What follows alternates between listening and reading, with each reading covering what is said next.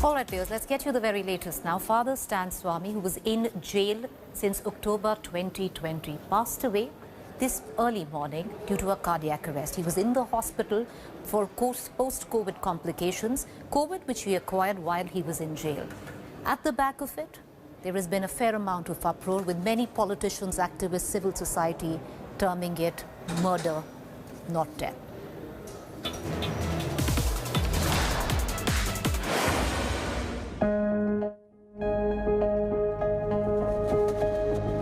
A day ahead of his bail hearing, tribal rights activist Father Stan Swamy, accused in the Elgar Parishad Maoist links case, has passed away.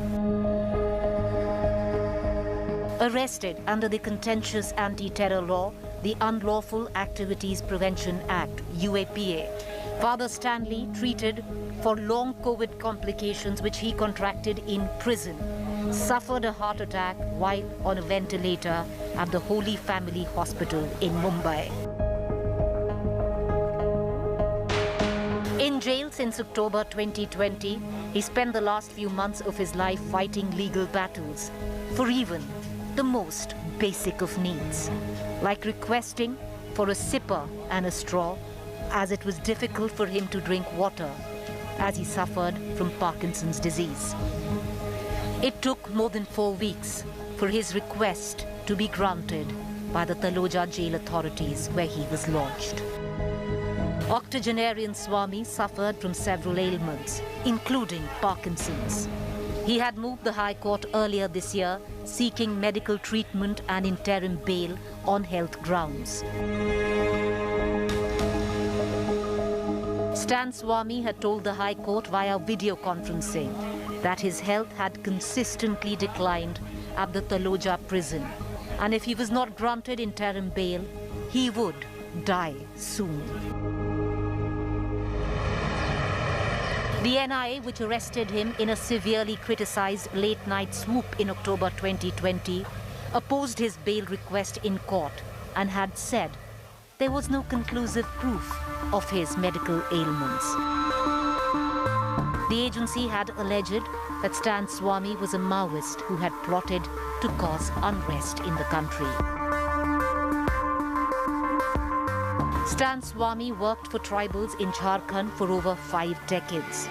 He was accused by the NIA of links to Naxals, especially the banned CPI Maoists. Several prominent activists, scholars and lawyers have spent over 2 years in jail as they await trial under the stringent UAPA law. Father Stan Swamy's death has been severely criticized by the civil society, activists and politicians. Congress MPs Rahul Gandhi, Shashi Tharoor, CPM leader Sitaram Yechuri mourned the death of Swamy, stating it was time to look at the draconian anti-terror law, UAPA, while some members of the civil society took to social media, calling it state-sponsored murder. Bureau Report, India Today. All right, viewers, let's talk some politics right now. What's really happening in the state of Maharashtra? Nobody quite understands, but there is this, once again, bonhomie, which is right out in the open between the Shiv Sena and the BJP. The Shiv Sena has gone a step further and called it a rift like Amir Khan and Kiran Rao.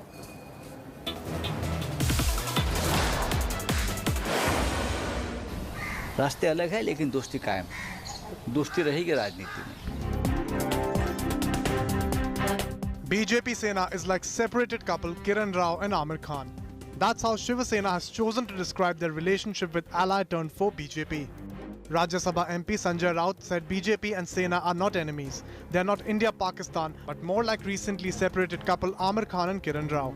Amir Khan और किरण राव रास्ते अलग हो गए लेकिन दोस्त है बोला ना वैसे है ये रास्ते अलग है लेकिन दोस्ती कायम दोस्ती रहेगी राजनीति में Raut's statement of love for BJP comes after Devendra Fadnavis has made a similar comment that Shiv Sena is not their enemy.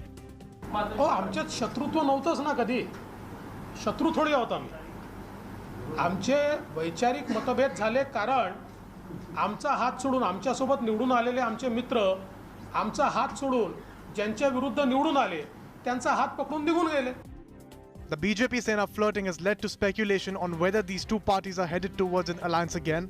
Shiv Sena's allies Congress and NCP don't seem worried of any such development.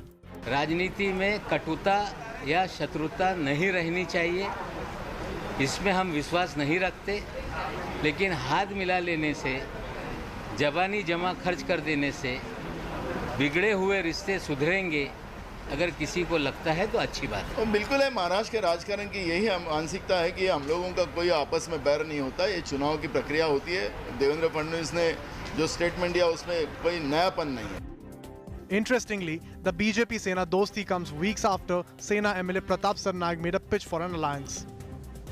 राज्याच्या संघर्षामध्ये काही लोकप्रतिनिधींचा जो बळी जातोय त्यामध्ये एक प्रताप सरनाईक आहे आणि त्यामुळे ईडीचा ससेमिरा मागे आहे, न्यायालयीन प्रक्रिया त्याच्यामध्ये चालू आहे.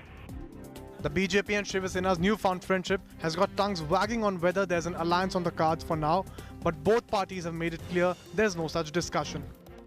With Sahil Joshi in Mumbai, Bureau Report, India Today. Viewers, let's get you the very latest on what's happening in Delhi. Well, it's all about Punjab once again, where the Congress is concerned. This time round, the Chief Minister of Punjab would be coming down to Delhi to meet Sonia Gandhi.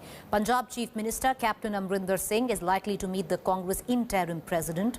Sources have told India Today that the meeting is now to give the final shape to the truce formula to end the dissension in the state unit. The meeting will take place a week after the cricketer-turned-politician Sidhu met Congress President Rahul Gandhi and Party General Secretary Priyanka Gandhi. The state unit of the party has seen infighting, with Sidhu attacking the chief minister over a host of issues such as rising power bills, jobs allotted to MLA sons, and the police firing following the 2015 incidents of sacrilege. I want to connect right now immediately to my colleague Anand Patel, who's joining us. Anand, what's the latest? Amarinder Singh was turned away from the doors of Rahul Gandhi, and now Sonia Gandhi is stepping in to call truce. Yes, Preeti, this is what we are picking up from our sources, that Captain Amarinder Singh, Punjab Chief Minister, will be in Delhi tomorrow, and he's scheduled to meet Congress President Sonia Gandhi. The meeting is likely to take place in the second half tomorrow. This is what we are told. Although the final schedule of the Chief Minister is yet to be prepared.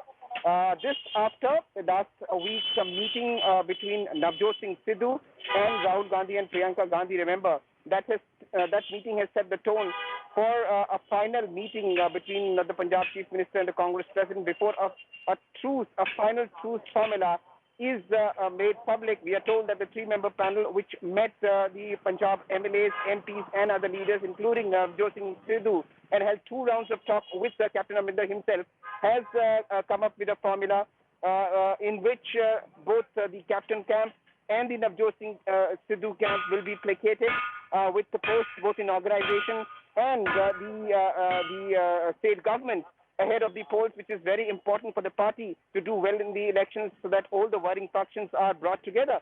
So it is expected that after tomorrow's meeting, the truce formula will be in place, and it is likely that the announcements will be made shortly after this meeting takes place.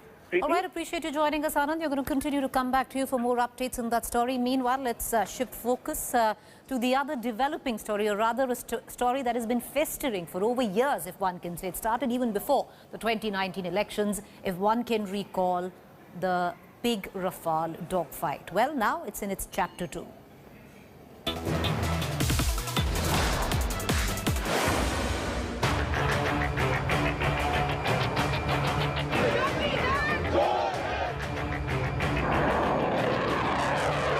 आप किसकी रक्षा कर रहे हैं? अगर आप Rafale मामले में involve नहीं हैं, तो करा दो इन्वेस्टिगेशन, जेपीसी बैठा दो.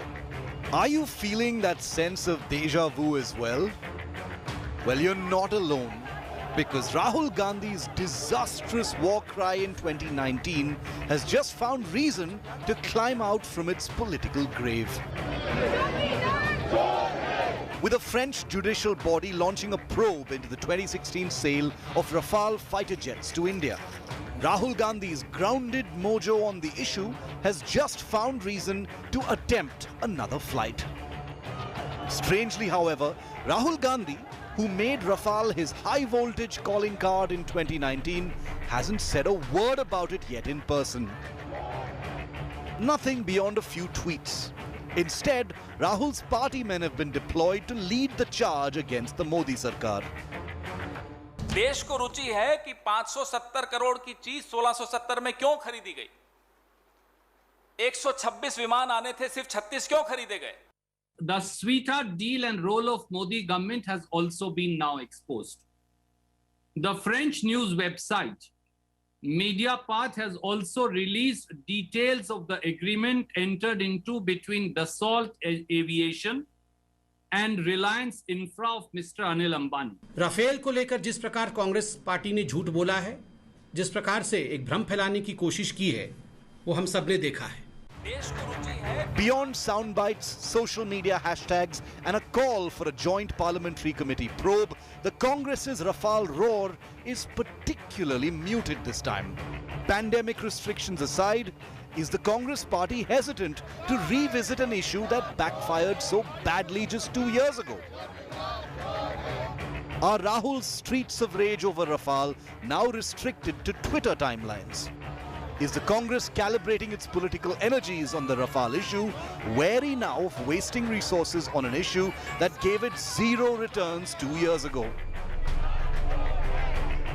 Sniffing the chance to bog the Congress down on an issue of low electoral resonance, then the BJP has taunted the Congress, daring it to fight the 2024 national election again on the Rafale issue. But the political crossfire aside, it is a fact that France has launched a probe into the Rafale deal.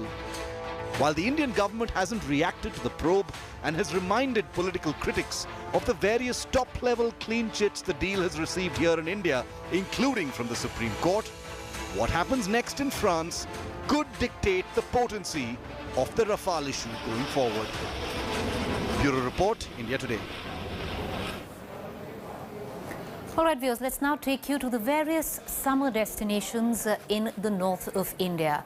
Well, these are COVID times, but these are also summers, scorching summers. And what most people have done in the north is rush to the hill stations in north of India. And now all that there is a mad rush. All of this is in the time of COVID. With cases now coming down, popular hill stations like Manali, Simla, Solan and Chamba are witnessing a huge influx of tourists, resulting in overcrowding and traffic congestions and non-availability of hotels. A huge crowd gathered at Manali Mall Road, no masks in sight, and people were seen flouting the COVID protocol brazenly. 100% occupancy is now being registered in hotels across the north of India hill stations. I want to immediately cut across to my colleague Manjeet Sehgal, who's joining us. You know, Manjeet, as much it gives a huge impetus to the tourism industry up north because we've seen 2 lull years. The fact is these are COVID times. This could in fact lead to a massive super spreader kind of chronology in the coming days. Yes, Preeti. After the Himachal government lifted some curbs, including the requisite RT-PCR report and e-COVID pass, Shimla, Manali, Dharamshala and other tourist spots have been witnessing a huge, unprecedented crowd of tourists from various parts of North Indian states, including Delhi, Punjab, Haryana, Rajasthan and Chandigarh. And this is the historic ridge of Shimla. We can see people here in large numbers. Hotel occupancy in Himachal's all tourist stations have been reached 100%. People are not getting hotels. The crowd of vehicles is resulting in traffic jams on almost all the highways. So this is the condition here. Now the people who are not able to get the hotel accommodation in Shimla, Manali and Dharamshala are heading to lesser known tourist spots where they will be able to get the hotel accommodation. And if we talk about the previous couple of days, people were not able to get hotel accommodation. They were compelled to spend the nights in their vehicles. So this is the ground reality here at Shimla's historic ridge. People have gathered here large numbers despite the strict enforcement of COVID norms. All right, Manjeet, you know, we're going to keep coming back to you for more updates. That's my colleague Manjeet Sehgal reporting from Shimla, when you could clearly see a mad rush of tourists right behind him. What could this lead to? Well, any of our viewers can answer that. But this is the situation right now in most hill stations in the north of India. Let's now shift focus to the Tokyo Olympics, which are on track. Let's get you the latest on which Indian teams have a strong chance.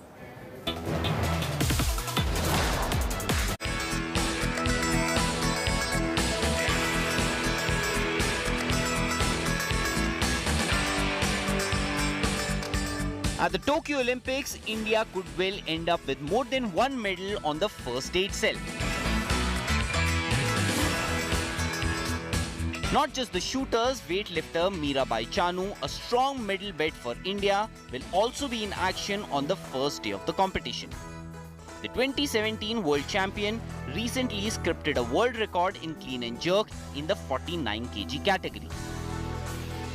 In a weight class, there are two Chinese and a North Korean ahead of her who've lifted more than 200 kgs. At the Olympics, there will be no participation from North Korea, while only one Chinese will be able to compete, making Mirabai a strong contender. Wrestling has fetched India at least one medal at every Olympic Games since 2008, and this year again, the expectations are high. Vinesh Fogart, who had to pull out after a knee injury during her quarter-final bout at Rio, will have more than just a chance to win a medal this time.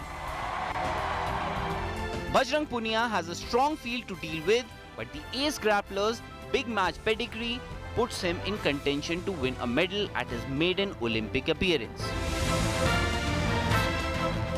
Bajrang is one of India's most decorated wrestlers and has won medals at every major competition, including 3 World Championship medals. The Indian ace has been putting in all the hard yards in Russia before he begins his quest for a medal in Tokyo.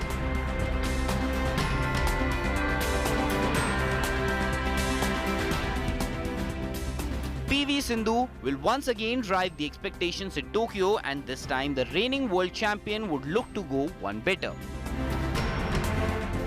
The 2016 Rio Olympic silver medalist hasn't won anything since her world title in 2019, but she is known to be a big match player. What further tilts scales in Sindhu's favor is the fact that reigning champion Carolina Marin is out with an injury. In Marin's absence, Tai Tzu Ying of Chinese Taipei and 2 Japanese girls, Okuhara and Yamaguchi, will be her major threats. One medal that the country has always been yearning for at the Olympics is in athletics. Finally, javelin thrower Neeraj Chopra is someone who gives hope to end that long wait. The Indian ace, who narrowly missed out on his maiden appearance at the Olympics in Rio, is a strong contender and is currently at the 4th spot in the season rankings with a best throw of 88.07 meters, with German Johannes Vetter a clear favourite to win the gold. Surely, going by the form and his ever-improving record, despite being grounded during the pandemic, Neeraj Chopra will be in with more than just a decent chance in Tokyo this time.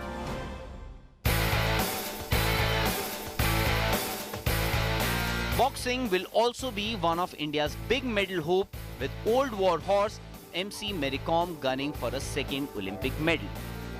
As many as 9 boxers have qualified for the Tokyo Games, and alongside Mary Kom, who got a bronze in London 9 years ago, Amit Pangal will enter the ring as the #1 ranked boxer in the 52 kg category. A lot will depend on the draw for the boxers, but Mary Kom and Amit Pangal will have hopes riding on them when they step into the ring. Last but not the least will be a more experienced Deepika Kumari, who will once again have to fight out her big stage demons in the archery competition. She will be the lone Indian in the women's category, but will also be the best bet to fetch a medal, especially after a recent success in the 3rd stage of the Archery World Cup, where she won 3 gold medals.